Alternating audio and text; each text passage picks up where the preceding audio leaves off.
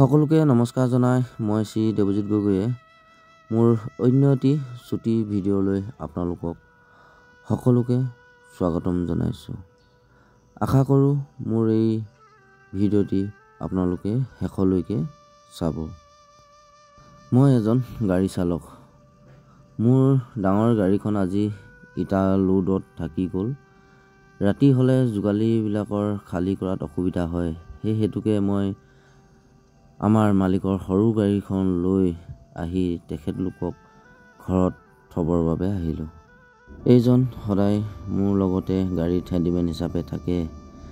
তেখেতে কিছুমান নিজৰ সুখ দুখৰ কিছুমান কথাও মোৰ লগত পাতে। সেই হেতুকে সি গম নোপোৱাকৈ মই মনে মনে তেখেতৰ ছোৱালীৰ কাৰণে কিতাপ দুখনমান আৰু কলম এডাল লৈ আহিছিলোঁ তাইক দিওঁ বুলি। যিহেতু তাই এবাৰ মেট্ৰিক পৰীক্ষাত বহিব, সেইকাৰণে তাইক কিতাপ দুখনমান আৰু কলম এডাল মোৰ ফালৰ পৰা তাইক যাচিলোঁ। এইজন হ'ল তাইৰ দদায়েক। আজি দিনজোৰা কিমান কষ্ট হ'ল, কেনেকৈ কি কৰিছিলোঁ সেইখিনি কথা পাতি আছিলোঁ মই যাওঁতে। দেউতাকজনে দিন হাজিৰা কৰি খোৱা মানুহ। কোনোমতে তেখেতে নিজৰ সংসাৰখন চলাই আহিছে।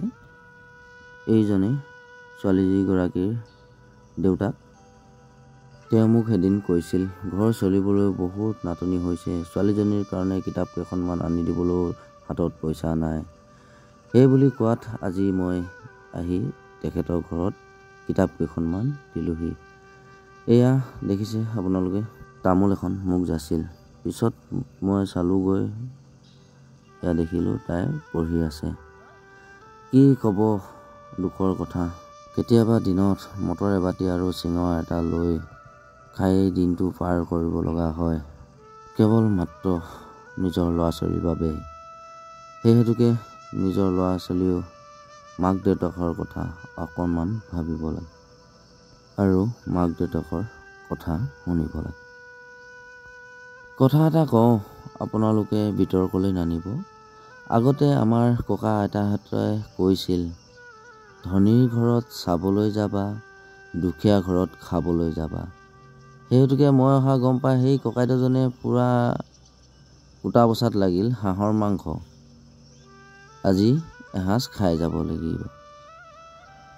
আজিলৈ মোৰ ভিডিঅ'টি ইমানেই। আপোনালোকক আকৌ পুনৰ এটা ভিডিঅ'ত লগ পাম। আজিলৈ বাই বাই।